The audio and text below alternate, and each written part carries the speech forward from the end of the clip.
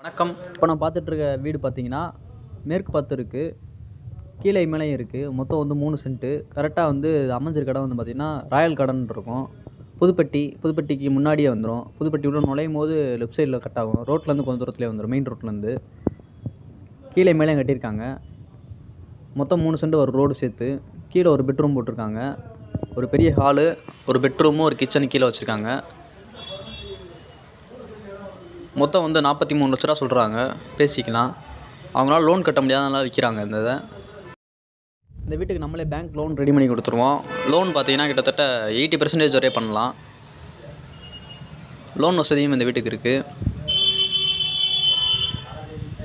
விருப்பம் இருக்கவங்க கீழே டிஸ்கிரிப்ஷனில் நம்பர் இருக்குது, கான்டாக்ட் பண்ணுங்கள். நன்றி, வணக்கம்.